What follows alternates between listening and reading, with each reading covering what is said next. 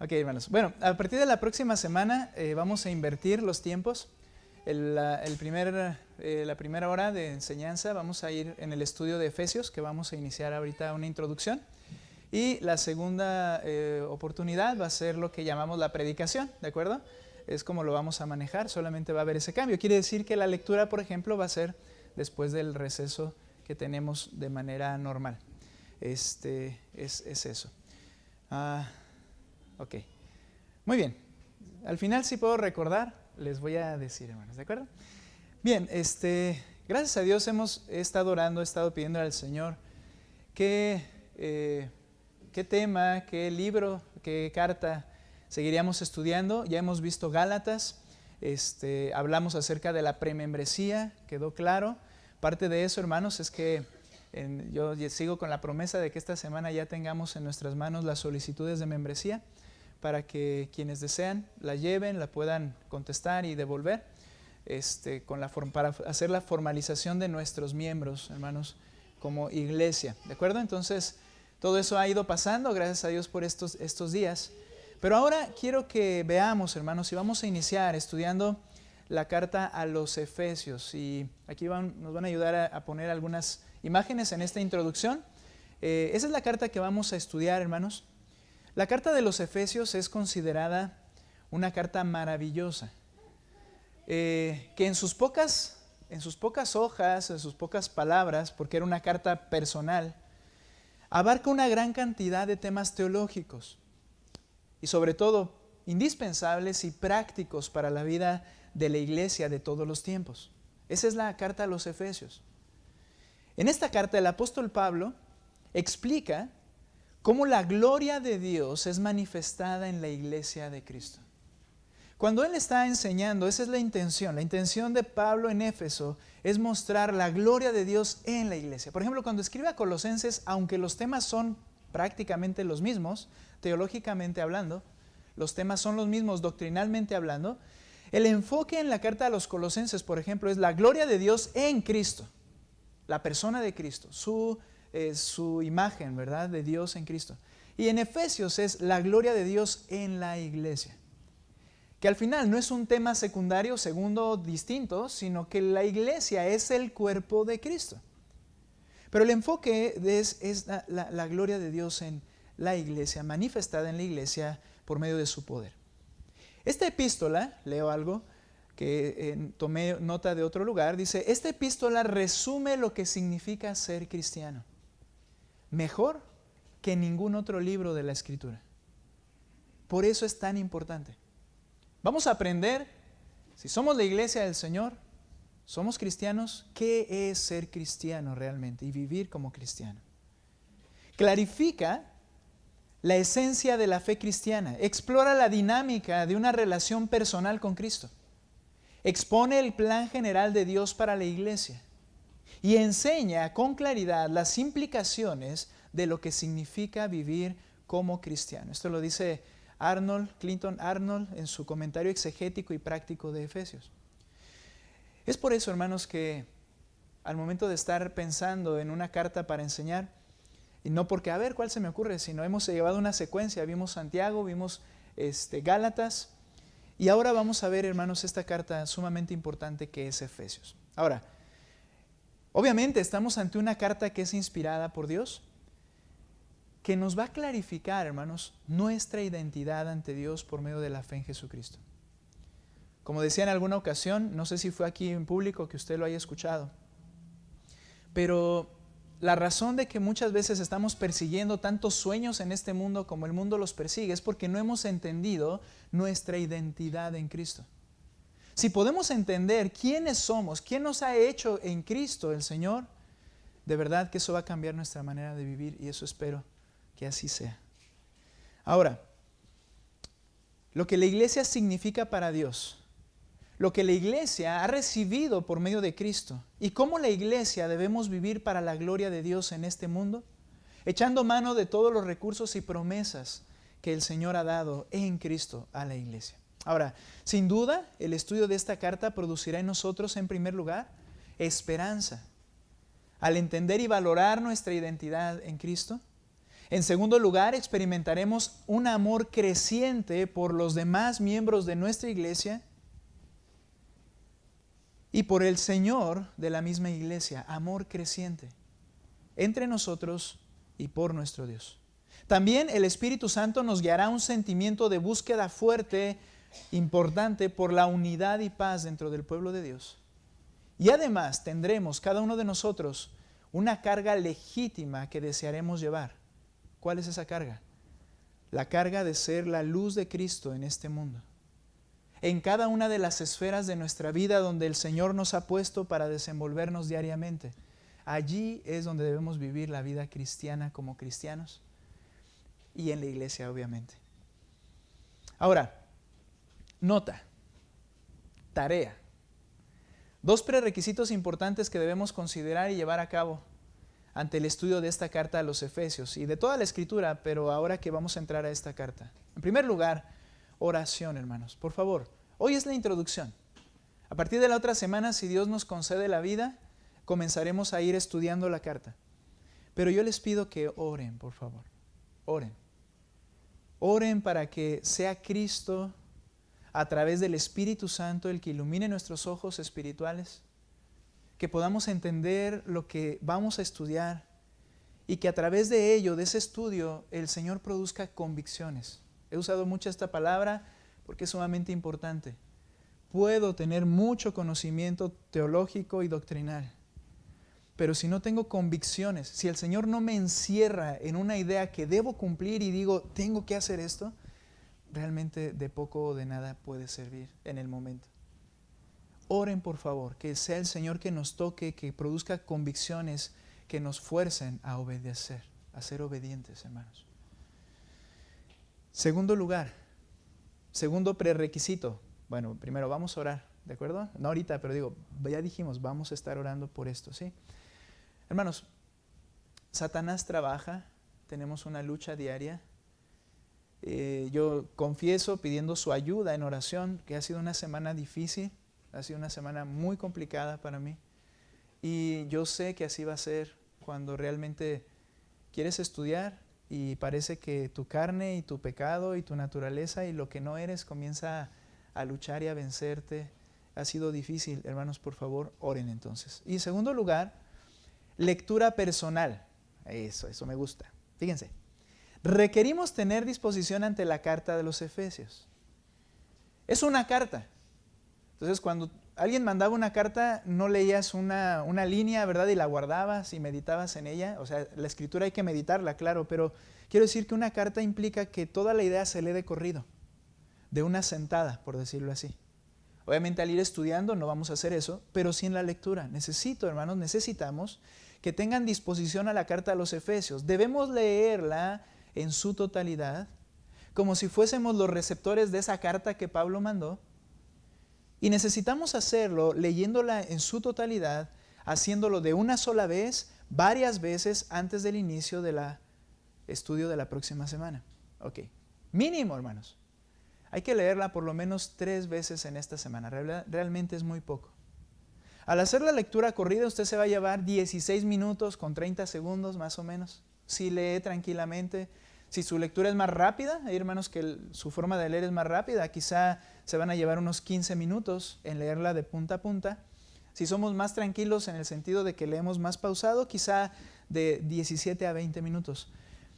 Pero usted podrá, quiero preguntar, ¿usted podrá dar 20 minutos de su valioso tiempo, porque lo es, para leer la carta a los Efesios 3 días en esta semana? Es decir, un día puede ser el lunes o martes, a media de la semana, miércoles, jueves y antes de llegar a nuestro culto. ¿Sí, hermanos? ¿Ok? Yo nunca pido que levanten las manos, pero ahora sí. ¿Quién se compromete a leer la carta 3 veces en la semana? Ok, Señor. No es conmigo. Hermanos, léanla por favor así corridito, ¿sí? ¿Sí? 3 veces en esta semana. Créame que va a ser de mucha utilidad porque la va a tener en su mente. Dice John MacArthur que una lectura de una carta, él decía, si no mal recuerdo, en primer lugar, la primera ocasión léela 5 veces. Y después, al irla leyendo más veces, se te va a quedar casi memorizada en tu mente, en tu corazón. Entonces, es importante, hermanos, leer, ¿ok? Dos cosas, oremos y leamos, ¿sí? Bien. Ahora sí, oficialmente, vamos a entrar a la introducción de esta carta.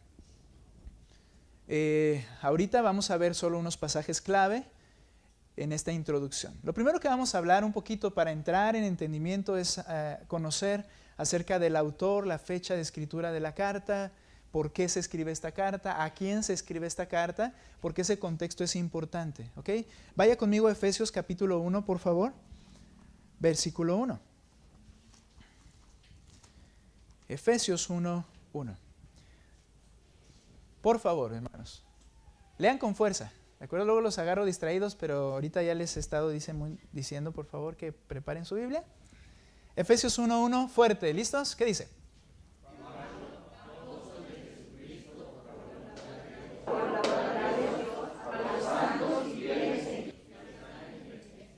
Que están en Éfeso. Bien, ¿quién es el autor? Dice Pablo mismo, ¿verdad? Pablo, siervo, apóstol de Cristo Jesús por la voluntad de Dios, a todos los que están en Éfeso.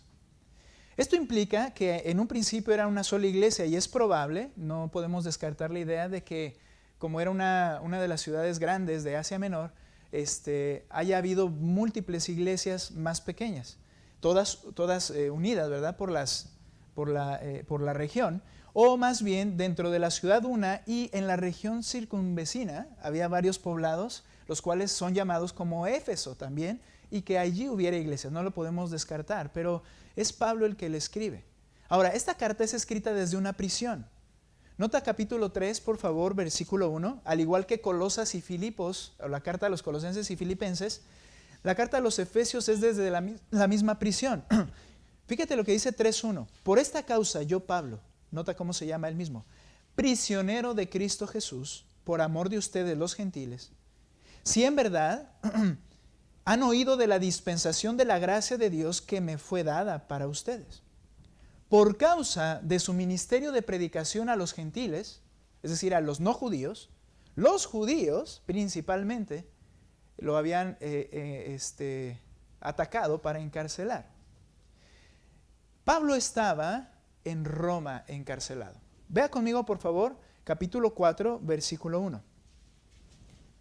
Yo pues, prisionero del Señor, les ruego que ustedes vivan de una manera digna de la vocación con que han sido llamados. Este prisionero no es hablando románticamente, ¿verdad? Ay, soy prisionero de Cristo. Realmente estaba en la cárcel y él estaba escribiendo desde la cárcel. Ahora, él les llama, ¿verdad?, a que vivan una vida digna. Ya lo estudiaremos. Pero fíjate el capítulo 6. Algo interesante aquí nos va a ayudar a entender en qué prisión o de qué periodo de tiempo hablaba. 6:19. Dice lo siguiente, oren también por mí. Les pide a la iglesia de Gálatas, de Éfeso, sigo con Gálatas, de Éfeso, para que me sea dada palabra al abrir mi boca, a fin de dar a conocer sin temor el misterio del Evangelio, por el cual soy embajador en cadenas. El embajador es el que el rey enviaba para dar un anuncio del rey. Pero dice, soy embajador del rey, pero estoy prisionero. Embajador en cadenas. Dice que al proclamarlo hable sin temor como debo hablar. Esto nos da una idea. Según este pasaje, él es prisionero. Él está escribiendo cartas, pero también él está predicando. Pablo tuvo múltiples prisiones. Pero hay una en particular en la que la historia bíblica, la evidencia interna de la Escritura, nos muestra que él, a pesar de estar siendo prisionero, él podía predicar y hacer lo que era su ministerio, aunque tenía que estar de alguna manera controlado bajo prisión. Se considera que esta prisión fue el primer encarcelamiento de Pablo en Roma, que es como termina el libro de Hechos. Acompáñame al libro de Hechos, capítulo 28. Esto fue en el año 63 después de Cristo. Hechos, capítulo 28, versículo 16. Muy bien, dice ahí, cuando entramos en Roma, a ver, es interesante cuando leer de algunos detalles, el escritor escribe en primera persona. notas. Cuando entramos, el escritor se está incluyendo en esta escena. El escritor de Hechos es ¿quién? Eso, Lucas, el médico amado, el que escribió el Evangelio. Él era compañero de Pablo de ministerio, era parte de su equipo de trabajo. Y hay escenas donde él dice, entramos, fuimos, y otras fueron, y todo. Entonces Lucas en esas no estaba, en las otras sí. Es interesante e importante leerlo así. Dice, cuando entramos en Roma, él lo iba acompañando, Pablo va prisionero, el centurión entregó los presos al prefecto militar, pero a Pablo se le permitió vivir aparte con el soldado que lo custodiaba. Estoy seguro que fue el soldado más evangelizado de toda la guardia romana. Estaba con Pablo todo el tiempo y escuchándolo. 3 días después, Pablo convocó a los principales judíos ya en Roma, y cuando se reunieron les dijo, hermanos, sin haber hecho yo nada contra nuestro pueblo ni contra las tradiciones de nuestros padres, desde Jerusalén fui entregado preso en manos de los romanos, los cuales cuando me interrogaron quisieron ponerme en libertad, pues no encontraron causa para condenarme a muerte. Pero cuando los judíos se opusieron, me vi obligado a apelar a César. Como Pablo era romano por ciudadanía, es decir, nació en una provincia romana, y eso, hagan de cuenta, Estados Unidos, y ustedes saben más que yo de eso, naces allá, tienes la ciudadanía. Pablo era judío, pero nacido en una de las provincias y colonias o ciudades que se les otorgaba automáticamente la ciudadanía romana. Entonces, al ser romano por nacionalidad, no le podían hacer juicios como le hicieron a Cristo. Él podía, como ciudadano romano, apelar al César. Es decir, yo quiero ir directamente con el emperador y que él decida mi condición. Tampoco los podían crucificar.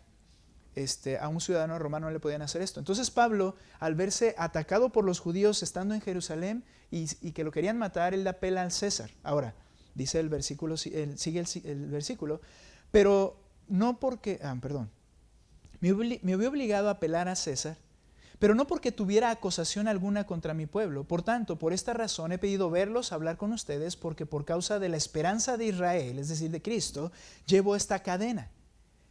Y bueno, ellos le dicen que no han recibido cartas de que él iba a llegar allá. Ahora, noten el versículo 30 al 31, un poquito más adelante. Es interesante que estando preso, manda a llamar a quien quiere y les anuncia. ¿Te das cuenta? Ahora, verso 30.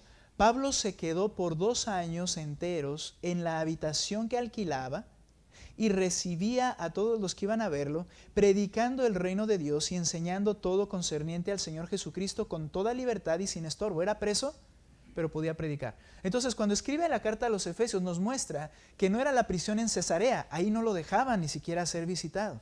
No eran las prisiones durante su ministerio de evangelista, predicando en las ciudades y formando iglesias, porque ahí tampoco lo dejaban hacer nada, lo prisionaban por predicar. Pero en Roma, él tenía esa libertad.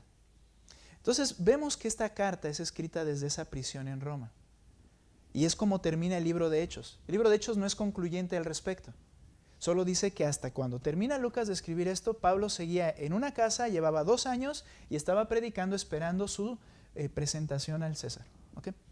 Ahora, por eso tenía libertades, y en Efesios 6:19 dice, oren por mí para que yo pueda predicar. Estoy en cadenas, pero yo puedo predicar. Y así es que ahí fue escrita. Ahora, un contexto histórico acerca de Éfeso. Y primero vamos a ver la relación de Pablo con Éfeso. Hechos capítulo 18, por favor. El libro de Hechos narra algunos de sus labores en iglesias. Los primeros 3 viajes. Hechos 18, 19, por favor. Ahora van a leer ustedes 19 y 20, perdón. Hechos 18, 19.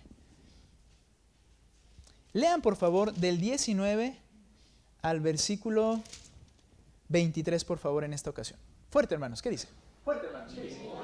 Llegó a Éfeso y lo dejó allí, y entrando en la sinagoga, discutía con los judíos, los cuales le rogaban que se quedase con ellos por más tiempo, mas no accedió, sino que se despidió de ellos diciendo, es necesario que en todo caso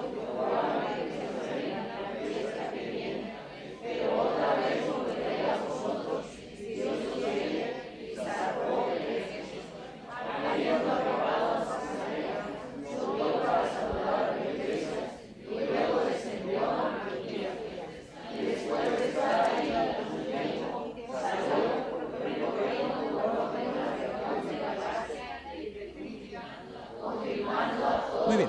es la primera vez que Pablo llega a Éfeso.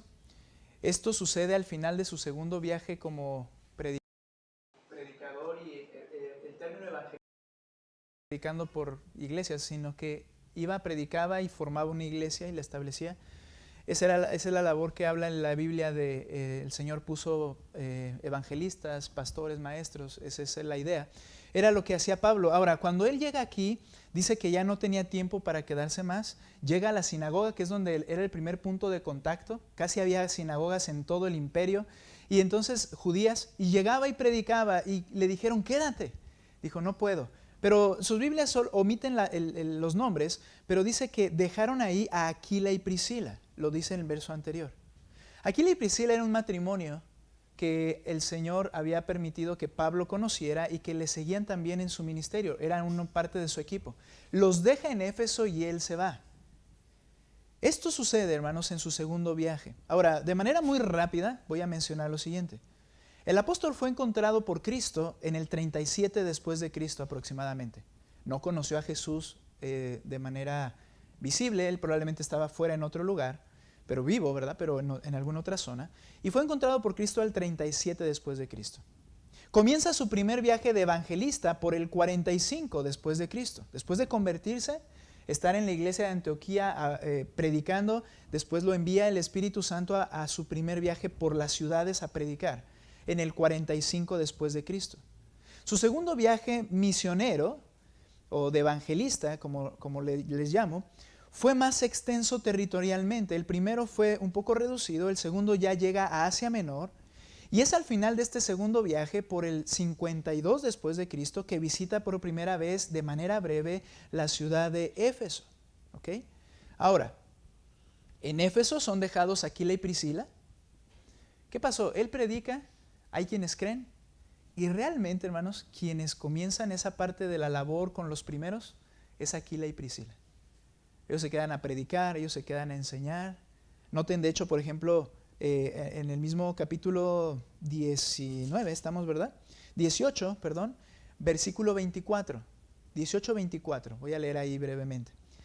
Llegó entonces a Éfeso un judío que se llamaba Apolos, natural de Alejandría, hombre elocuente y que era poderoso en las Escrituras. Este había sido instruido en el camino del Señor, y siendo ferviente de espíritu, hablaba y enseñaba con exactitud las cosas referentes a Jesús, aunque solo conocía el bautismo de Juan. Y comenzó a hablar abiertamente en la sinagoga, pero cuando Priscila y Aquila lo oyeron, lo llevaron aparte y le explicaron con más exactitud el camino de Dios. Aquila y Priscila tenían instrucción apostólica del propio Pablo. Apolos quizá fue un discípulo, escuchó el evangelio, lo creyó, predicaba, pero había cosas que no cuadraban en su interpretación. Y Aquila y Priscila le dicen, mira, es así. Noten cómo Aquila y Priscila estaban allí permanentemente, este matrimonio, y ayudan a Apolos. Y luego, fíjense lo que dice el 27. Cuando Apolos quiso pasar a Acaya, otra región, los hermanos lo animaron y escribieron a los discípulos. Note, ya habla de hermanos. Ya había un grupo de creyentes. Su punto de reunión quizá todavía era la sinagoga, porque quizá la mayoría eran judíos. Pero ya habla de hermanos que escriben una carta para que cuando vaya a otra ciudad lo reciban la iglesia de aquel lugar. Cuando llegó este Apolos, dice, ayudó mucho a los que por la gracia habían creído, porque refutaba vigorosamente en público a los judíos, demostrando por las Escrituras que Jesús era el Cristo. Capítulo 19, verso 1.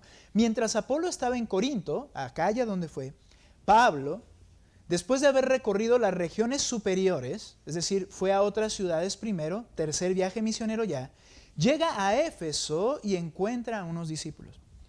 Quizá pasaron 2 años desde que Aquila y Priscila fueron dejados, desde que Pablo predicó esa primera vez en Éfeso, 2 años de ministerio de este matrimonio en ese lugar, y Pablo regresa entonces después de 2 años en su tercer viaje misionero, probablemente en el 54 después de Cristo. Ahora, es aquí donde Pablo tiene su mayor tiempo ministerial como pastor y predicador, porque se queda casi 3 años en Éfeso. 3 años guiando a esa iglesia, enseñando en esa iglesia, según lo que el pasaje nos enseña. Del capítulo 19 hasta todo el capítulo 19 nos narra ese periodo de tiempo de 3 años. Solo voy a leer un pasaje. Hechos 19, y vean por favor versículo 10. Esto continuó por 2 años, de manera que todos los que vivían en Asia oyeron la palabra del Señor, tanto judíos como griegos. Tomó Éfeso como un punto central y predicaba en todos los alrededores, y gente que venía a escuchar. Dice aquí, pasaron 2 años, primero habían pasado 3 meses, luego 2 años y luego suceden más cosas. Por eso se calcula que duró como 3 años su ministerio en Éfeso. ¿Ok? Ahora, tengo que ser muy rápido. La ciudad y la sociedad de Éfeso. Los datos que podemos obtener, por favor, ¿el mapa lo pusiste, corazón? Amor mío. ¿Sí? Ah, ahí está Éfeso. ¿Qué es, hermanos? El actual Turquía. Arriba está el mapa actual de Turquía. Abajito donde dice Esmirna, es donde está Éfeso. Es actualmente Turquía ahí. No lo piense, ya no hay iglesia. Cerró. El Señor les advirtió en Apocalipsis, si no cuidas, yo voy a quitar. Y dejaron de ser. Muchas iglesias ahí ya no hay. ¿Ok? Pero ese es el lugar donde llegó Pablo. Ok. Ahora, esta ciudad, ahí como la ven en el mapa, era llamada la madre de Asia. En la era del Nuevo Testamento era la principal ciudad portuaria de la costa este de Asia. Si ustedes ven ahí donde ubican Éfeso, no está en la costa. Bueno, ellos hicieron un canal que llegaba literalmente hasta el pueblo para que pudieran entrar los barcos. Ese canal ya está cubierto por tierra, pero la costa estaba cerca y era el principal punto ahí comercial de Asia Menor. Las carreteras del norte y del sur convergían en Éfeso. Un escritor del siglo I llamado Estrabón dice, la ciudad, gracias a su situación ventajosa, entre otros aspectos, además del puerto, crece a diario y es el mercado más grande de Asia a este lado del Taurus. Era una ciudad bulliciosa, mucho movimiento. ¿Qué pasa cuando hay puertos? Mucha gente llega de todas las naciones, mucho pecado, muchas ideologías, muchas religiones. Así era Éfeso. La población rondaba entre 200 a 250 mil habitantes, que para el espacio que era Éfeso eran muchísimos. De hecho, algunos creen que eso era incluyendo algunas de los poblados y ciudades cercanas. 250 mil habitantes. Estaba ubicada en la región más rica del imperio romano, llamado la Anatolia, ahí donde estaba Esmirna, Pérgamo, y las cartas que se escriben en Apocalipsis eran de esa región, y se le llamaba la Anatolia, y Éfeso era la ciudad líder de esta región. Era considerada como una tierra de estancia, no como una tierra de estancia, no tranquilo para cosechar, vivir, no, sino como un lugar, un destino deseado, glamoroso y bullicioso. Las Vegas de aquel tiempo. ¿De acuerdo? Más o menos. ¿Sí? O sea, movimiento. Eso era lo que buscaba la gente que llegaba en ese lugar. Debido a su economía próspera, Éfeso era una atracción para todas las gentes del imperio. Por tanto, era una población, como dije, multiétnica, incluidos judíos, que habían llegado hace varios siglos detrás de Cristo, habían llegado a habitar esas ciudades de Éfeso. Bien, ahora, ya le moví aquí. Éfeso y sus creencias. Vamos a ver, perdón, ya me perdí, aquí estoy. Éfeso y sus creencias en la magia. Existe mucho material que demuestra la atracción de la sociedad efesia. ¿Sabes por qué es importante esto? Porque cuando Pablo le habla a la gente, le va a hablar a la gente que traía sus vidas y costumbres del mundo. Cuando alguien predica, cuando yo estoy enseñando aquí en la iglesia, hermanos, no le estoy enseñando a un montón de gente santa y pura desde la concepción, sino que somos y tenemos distintas maneras, formas, aprendizajes rodeados por nuestra cultura y sociedad. Y la iglesia de Delicias no es igual que la iglesia de Juárez. La iglesia de Delicias no es igual que la de Querétaro. Porque las ideologías y lo que nos rodea nos afecta. Las metas que perseguimos o que persigue nuestra sociedad nos afectan. Las decisiones que toman los de Delicias nos siguen afectando porque estamos en este entorno. Entonces, cuando le escribe a Éfeso, vamos a darnos cuenta cómo esto que voy a mencionar ahorita, todos estos datos, los tiene en la mente Pablo cuando les empieza a enseñar. Pero al ser inspirada por Dios, esa carta se traslada a nuestro tiempo y es aplicable a nuestras vidas. Muy bien, ellos creían y practicaban la magia, los hechizos, creían en los espíritus malos, los dioses de inframundo. Había muchos libros de magia provenientes de Egipto que se siguen conservando. Había creencias acerca de que había espíritus malignos en la ciudad, espíritus malignos en el campo, espíritus malignos en el mar. Entonces era su idea de ellos, eran sus creencias. Y practicaban magia y hechicería. La gente común efesia, comunes, tenían una fuerte atracción hacia el ambiente espiritual. Toda esta magia y amuletos y tablillas que ellos practicaban, tablillas de maldición en donde escribían cosas para que le pasaran a otras personas, era su manera de vivir. Para solucionar los problemas, enfermedades y asuntos de la vida diaria se recurría a este tipo de arte o de prácticas. Dios, entonces, en ese contexto, autentifica a su mensajero, el apóstol Pablo, que está llegando como visitante a una ciudad, por medio del poder que demostraba que Jesucristo era superior a todas esas creencias. Ve conmigo en Hechos, donde estamos, capítulo 19, versículo 8. Vamos a ir leyendo alternado. ¿Cómo lo tienes en tu Biblia? Yo voy a leer como lo tengo en la mía. Pero vamos a ir 8 al verso 12 de manera alternada. Dice el versículo 8, Pablo entró en la sinagoga y por 3 meses, eso cuando llegó en su segunda visita, continuó hablando abiertamente, discutiendo y persuadiéndoles acerca del reino de Dios. 9.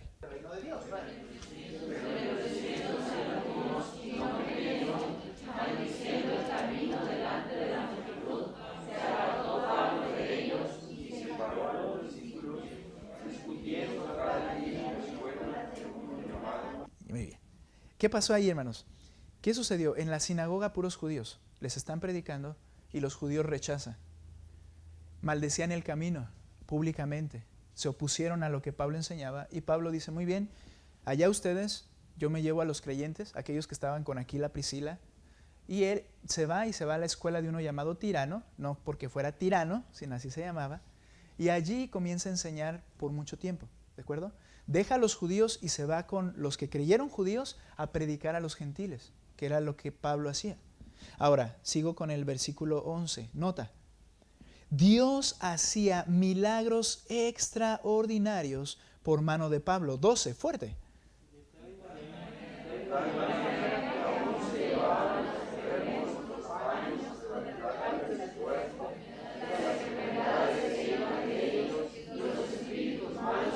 Lo que tanto ellos buscaban, deseaban solucionar, simplemente con llevarse algo de Pablo, sucedía realmente.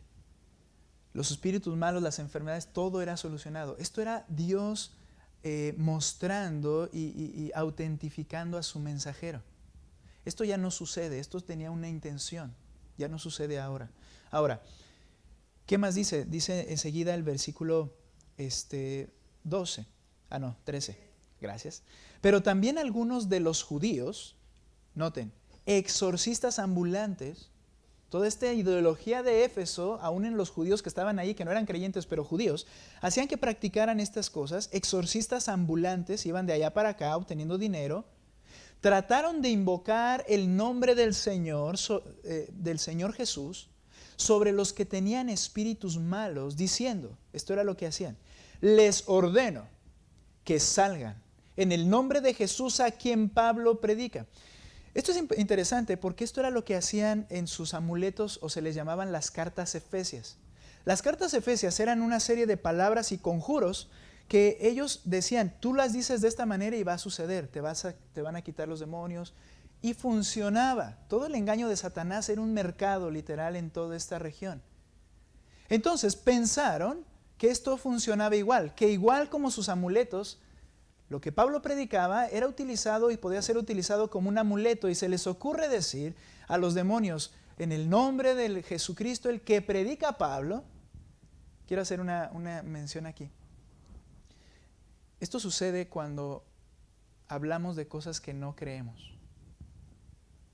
Cuando yo era joven, yo decía, no, mi padre dejó de tomar, mi madre ha cambiado, mi familia va mejor, nos ha bendecido la familia, pero yo no podía hablar de mí, ya se los he dicho. Yo no podía decir cómo me transformó a mí, cómo el Señor me cambió a mí. Hablamos de lo que no sabemos, de lo que no hemos experimentado, pero lo vemos en los demás. Esto es lo que ellos hicieron, así como que, salud, lo que ellos hicieron, así como que un conjuro incluyendo el nombre de Cristo. Y entonces, los demonios sujetos a Cristo y al poder de Dios dan una enseñanza. Fíjense lo que sucede enseguida. ¿Les toca a ustedes o a mí? Muy bien, no importa. Yo leo 14 y luego ustedes el 15. 7 hijos de un tal Esceva, uno de los principales sacerdotes judíos, eran los que hacían esto. Vean el 15, fuerte.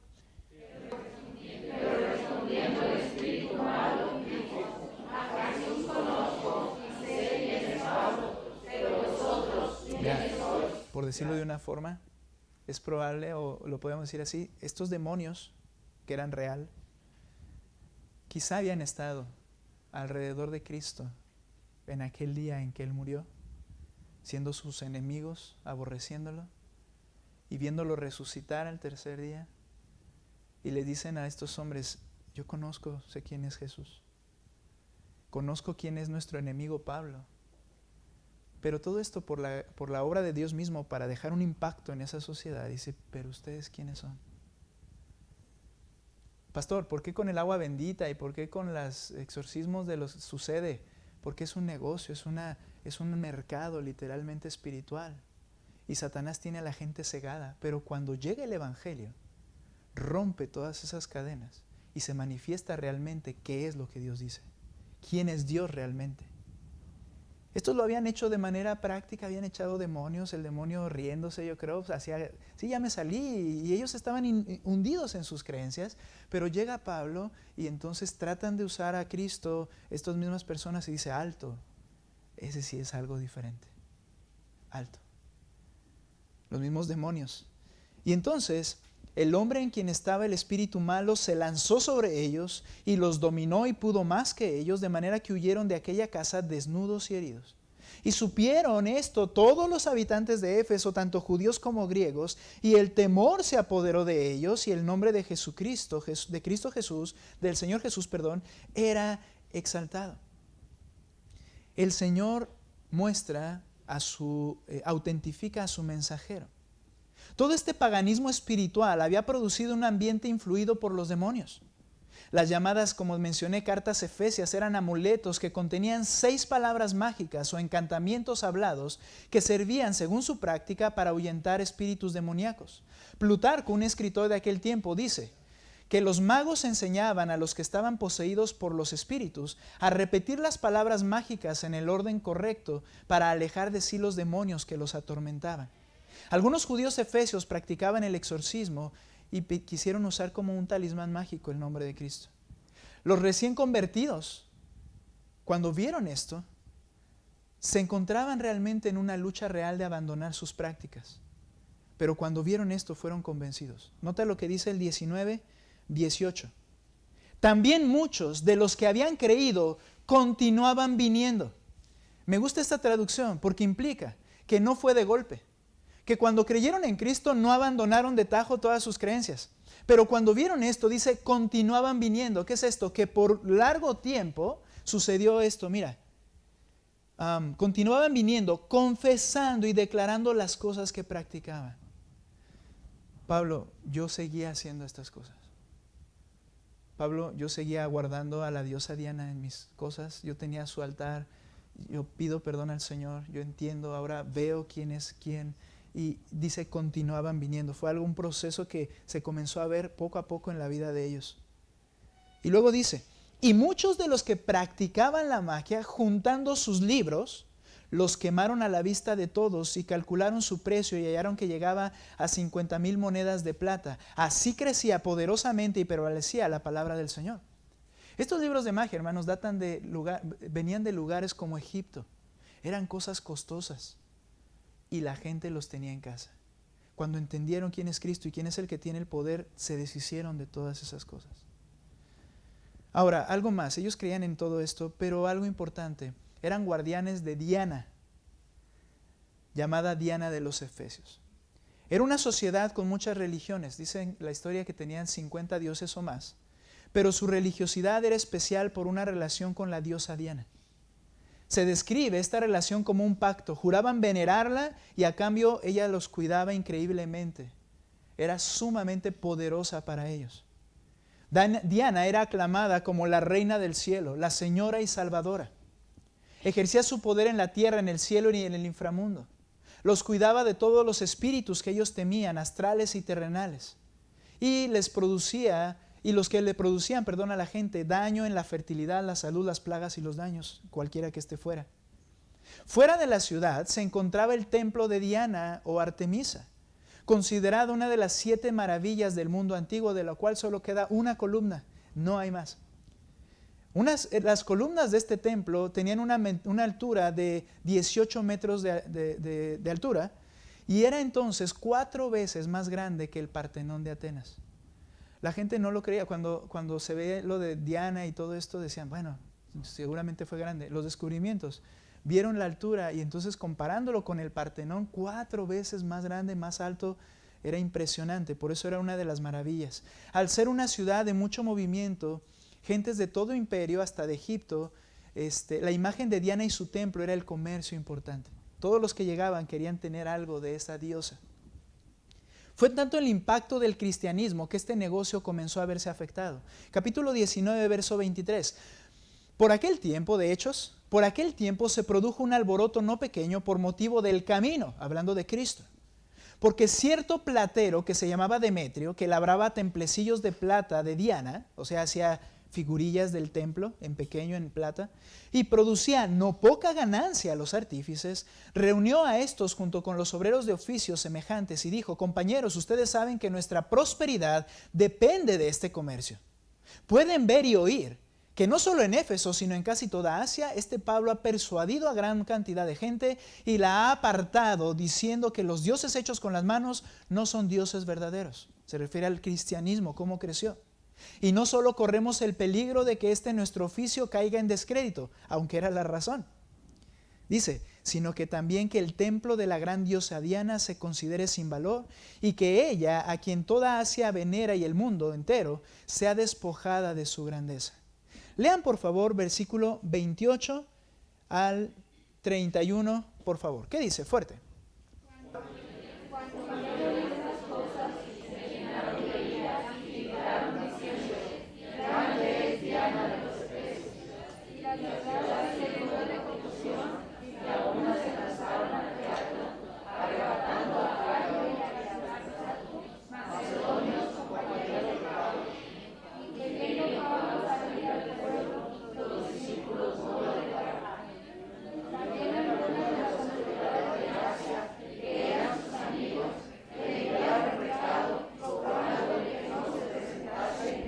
Dice que se fueron al teatro, por favor, amor. Este es actualmente el teatro de Éfeso. Estaba lleno de toda la ciudad. Llevaron a Aristarco, a Gallo, ¿sí es el otro? ¿Quién? Sí, ¿verdad? Gallo y Aristarco eran compañeros de Pablo y los pusieron en medio. Realmente los querían linchar. Ahora, Pablo quería ir y dar sus razones. Él veía siempre oportunidades de predicar y dijo, ahí van a estar todos.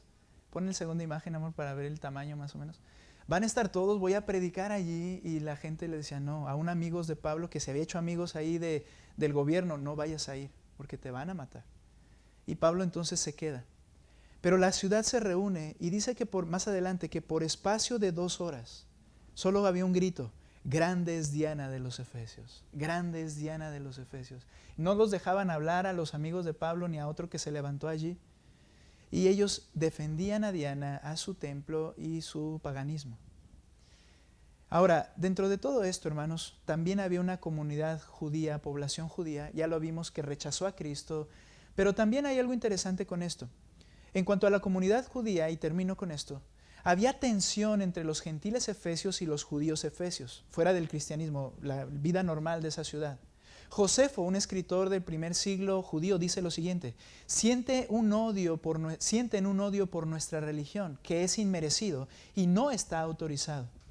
Y se afirma que los judíos eran objetos en Asia Menor de maltrato y hostilidad. La población judía en Éfeso se calcula entre 10,000 a 20,000 personas.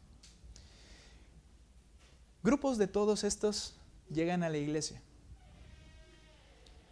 Pablo, en su carta a los Efesios, es que trata de hacer que todas estas ideas sean cambiadas a la mentalidad que sea llevada a Cristo. En medio de esta sociedad en la cual la magia, la superstición, la confianza política, porque como era un lugar romano, el que nacía ahí era romano, todos amaban a Roma por ese sentido. También la adoración de múltiples dioses a placer, sin estar comprometido con ninguno en particular. Y una sociedad dividida entre judíos monoteístas y gentiles politeístas. Es ahí que Jesús, en medio de ellos, llama a un grupo, la iglesia, que debe funcionar como un solo cuerpo. ¿Te imaginas? Tienen que funcionar como un solo cuerpo. La carta entonces tiene la intención de producir en este grupo un sentido de identidad que los una, los fortalezca y los capacite. Una comprensión correcta de la gloria de Dios manifestada en la iglesia les liberará paulatinamente de toda esta influencia de su sociedad, conforme vayan creciendo en el conocimiento de Jesucristo en sus corazones. Es por eso, hermanos, que para salir de las ideologías de nuestra sociedad nos ha dejado el Señor la carta de los Efesios, para unirnos en amor y crecer en Él. Vamos a entender, hermanos, cómo a pesar de todo esto ellos se unen para seguir al Señor y nosotros necesitamos hacerlo. Entonces, tarea. Oremos, por favor. ¿Sí? Segunda tarea. ¿Qué tenemos que hacer? Leer. Vamos a orar, hermanos. ¿Listos? Señor, gracias por este tiempo. Queremos alabarte nuevamente con nuestros labios y lleva con bien, Señor, conforme a tu voluntad y placer a cada uno de mis hermanos. Que esta semana, mi Dios, no olvidemos estar orando unos por los otros, orando por esta iglesia, orando por las enseñanzas, orando por nuestros seres queridos y familiares que necesitan tu salvación y predicando tu verdad. Que leamos la palabra, Señor, que podamos meditar en la carta a los Efesios y venir dispuestos a escucharte y a escucharte hablar y ser transformados por tu palabra. Venimos de distintas ideologías, distintas sociedades, Señor, distintas pensamientos y prácticas, mi Dios, pero necesitamos unirnos en ti y te ruego que hagas tu obra en nosotros. Lo rogamos en el nombre de Cristo Jesús. Amén.